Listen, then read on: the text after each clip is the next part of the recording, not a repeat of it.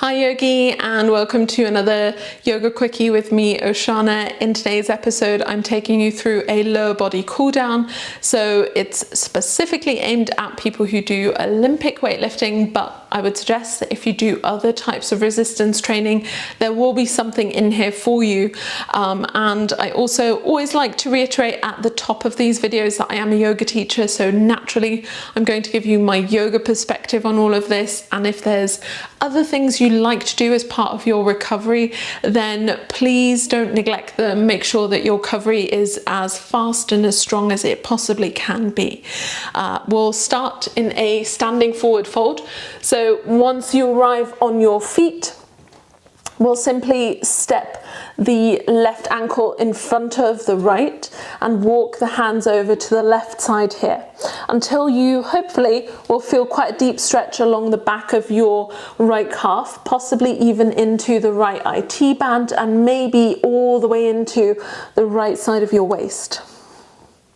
And if you're not feeling any of that, maybe walking the hands a little bit further towards your backside, keeping the legs as straight as you can, and very actively pushing the right hip out. Now, all of these postures you could hold for up to 5 minutes if you wanted to hit the pause button on me at any point. But ideally, I think for most of us, about 1 to 3 minutes is plenty. So when you're ready, walk yourself to the front, unravel your toes, step the left foot all the way back, right leg is in front, and bring the back knee down, finding a low lunge with the hands on top of your right thigh.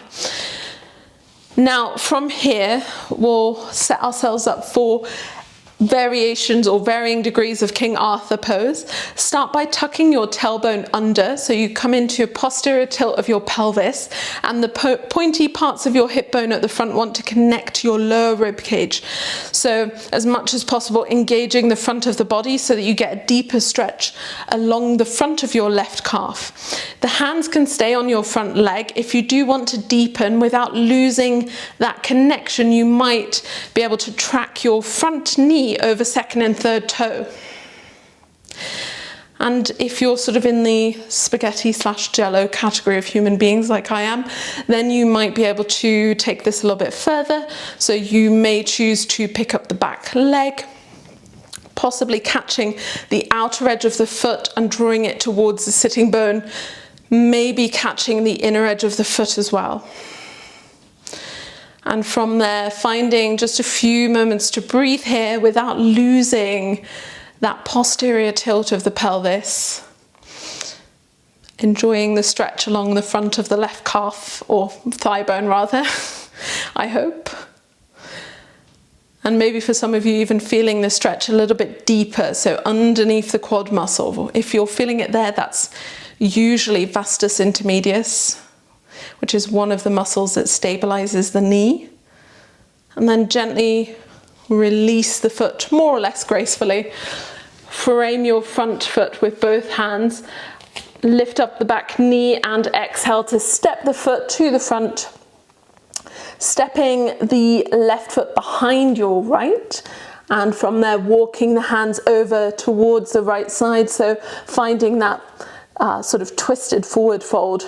On the second side, again, seeing if you can walk your hands far enough back to feel that stretch on the back of the right calf into, sorry, the left calf into the left IT band and the waist.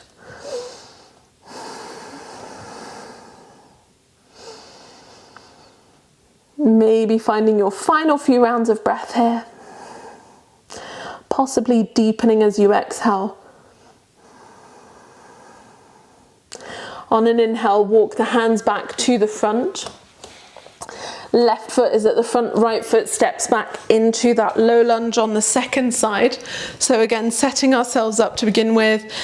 Knee is on top of the ankle. We find the posterior tilt by tucking the tailbone under, lifting the front of the hip towards the lower rib cage. The hands can be resting on top of your front thigh. If you've taken a different variation, then find your version of King Arthur pose. Possibly again picking up the back foot, grabbing it with one or both hands and drawing it closer towards your sitting bone.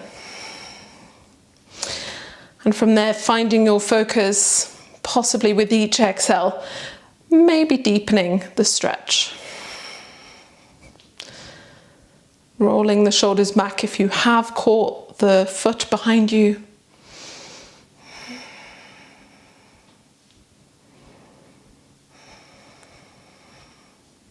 Gently, one hand at a time, release the foot if you have that. We'll plant the hands either side of the front leg and lift the back knee off the ground.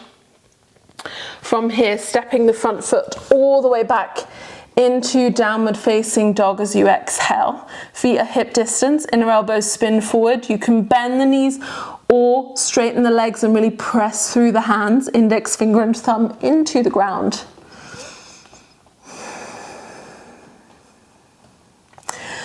Generous bend on the knees, bring the knees all the way to the floor. Allow the hips to come to the right side. Take your right shin bone parallel to the front of your yoga mat, the left knee pointing straight out from your left hip and flexing both toes towards your shin. Now, this is deer pose. You could support your right hip with a blanket or possibly walking the fingertips in front of you and finding that deep stretch again along your left thigh, possibly into your right glute. If you want to take this a little bit further, then tucking under your back toes, you turn the left knee towards the floor, finding full pigeon pose. So that's our second variation. And in any of these postures, you could stay much taller, which is a more back bend variation, gives you a deeper opening along the front of the body. Or if you prefer to fold forward, deepening the stretch into the hip joint and the supporting muscles in the thighs and glutes, then feel free to do that. Whichever variation you choose, making sure that you allow your body to settle in, to sort of find stillness, and possibly with each exhale, softening a little bit closer towards the floor.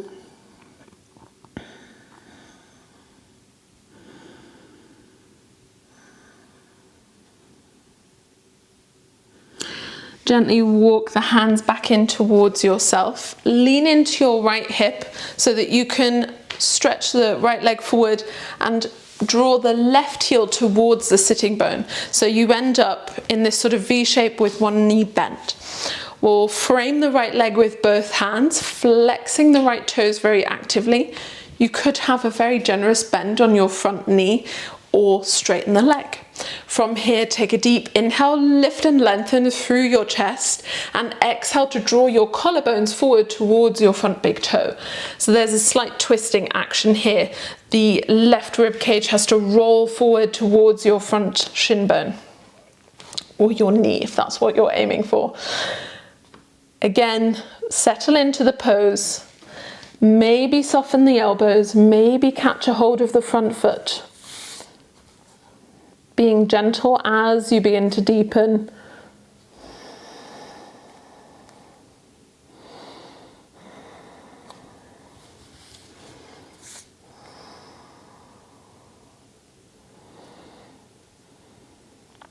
On your next inhale, walk the fingertips back in. Lean over to your right side, bend the right knee and bring the foot towards your opposite sitting bone. Take your left foot either in front of the ankle, maybe across the knee. And again, for the sort of spaghetti people amongst you, my kind of people, you may even be able to stack one knee on top of the other and have your shins in one straight line with the toes flexing back for shoelace pose. Any variation works just as well as the other. We're simply trying to adduct the thighs together so that we're moving the body through all its different ranges of motion in the lower body. The hands could be behind you, supporting a straight spine, or if there's a little bit more room to move, you plant the hands in front of you and very actively press your sitting bones from the fingertips all the way into the ground.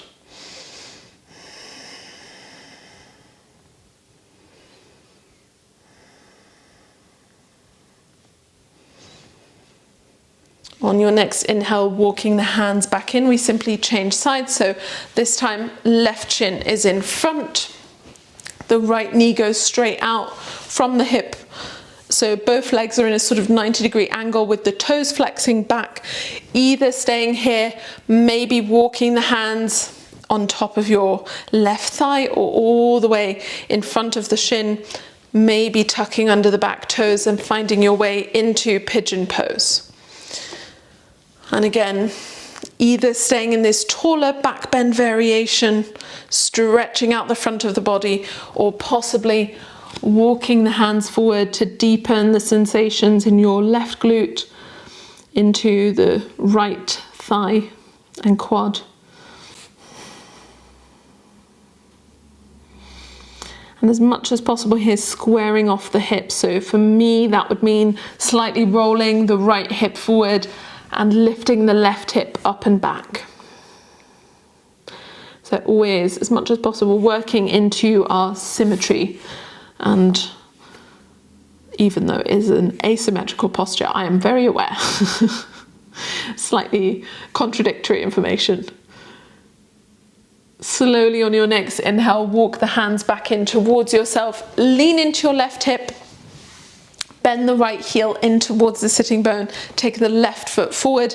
Again, feel free to bend the knee or straighten the leg. Flex the toes actively back. Spin your chest towards your front big toe. And from there, hands can be either side of the front leg. You could stay really tall with a long spine, or you could start to hinge forward from the hips, bringing the chest towards your front knee, possibly allowing the head and chest to soften down to round the spine and stretch the back of the body. So slightly contradictory to what I would say in a normal yoga class. In a normal yoga class, I would really ask people to keep the spine straight, because it's the opposite of what they normally do. But for most weightlifters, I would suggest actually you are allowed to round forward in these postures so that the muscles in the back of your body actually get a nice deep stretch as well. Gently, gently walk the fingertips back in as you inhale, come upright. Lean again into your left hip so that you can bring the heel back towards yourself. And from there, either the right foot goes in front of the ankle, possibly across. Maybe if you prefer to come into full shoelace, you stack the knees, shins in one line, and flex the toes. Either hands behind you in an upright position, the chest is lifted, or possibly folding forward, hands in front of you, pressing from the fingertips into your sitting bones, allowing yourself to round in towards your knees or the floor.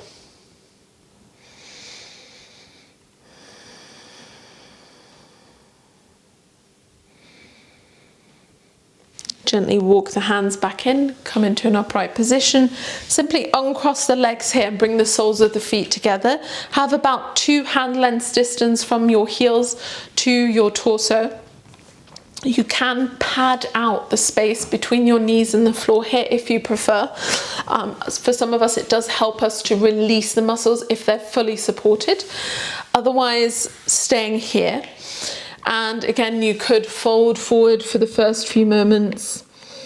Again, trying as much as possible to hinge from the hip point here without bending from the spine.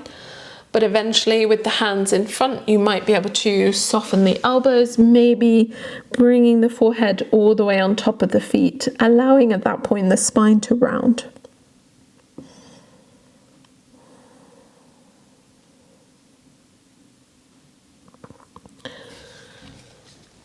And after a few moments, we'll walk the hands back in and we'll do what is usually referred to as sort of the mama therapy. So we'll run through the sort of Ayurvedic yogic trigger points, which is, it's often considered the precursor to acupuncture, and you use your thumb instead of needles. So we'll start with the point exactly behind your knee, where your knee bends at the back, and then very actively pressing into that point with your thumb, quite a strong sensation. And then you're going to do that all the way down the back of your calf, about every centimetre, ½ inch, for for those of you who are not on the metric system. And if you're not particularly strong or you're not feeling much because your muscles are very tight, then you may prefer to use 2 thumbs, one on top of the other instead. And you know, if it's quite a strong sensation, then you may even choose to stay there for a little bit longer, sort of softening the area around that point. And once you get all the way down to the ankle, move on to the second side. Again, we start all the way from the back of the knee joint, finding that space. You can usually feel the sort of 2 tendons at the back of the knee, and you want to be in between those. And then you move just about 1 centimeter or 2 further down, right at the center of the back of the calf, pressing into the muscle, shifting a little bit further down after a couple moments, maybe having a breath or 2 on each point. And usually the center of the muscle is always the most sore for me. And then once we get to the top or bottom, it's a little bit more bearable. But if you do find a point where you'd like to stay a little bit longer, again, perfectly reasonable to hit the pause button, work into it. And from here, we'll do the exact same thing with the feet. So we'll go from the heel of the foot and trace a line along the bottom of the foot all the way to the big toe. Same thing for the 2nd, 3rd, 4th and 5th toe. Just one straight line. A lot of times people think that they have very bad ankle mobility, and it's actually just the fact that the fascia along the bottom of the foot has become really tight. And we'll close again with the feet. So coming onto hands and knees, tucking the toes under for a moment, finding the weight of your body into the sitting bones. So you're stretching out the bottom of the foot. If you're not feeling too much sensation here, then that's actually a pretty great sign. And from there, untucking your toes, leaning into your feet here, so lifting the knees off the ground if you can. You can keep the hands on the floor for support, or bring the hands in front of the chest into prayer position, or simply resting them onto the knees if you prefer. So you're stretching out the front of the ankle all the way into the fronts of your shins and the front top of the foot as well. And slowly bringing the knees back to the floor. This is where we'll close the practice. So hopefully you found something in here that is useful or inspires you in some way. And if you like this video, do give it a thumbs up, subscribe to the channel if you haven't already, and leave me a comment down below if you have any questions or suggestions. And hopefully I will see you back on your yoga mat very shortly. If you want to find me in the meantime, all of that information is in the video description. Thank you so much for joining me, Yogi. Bye.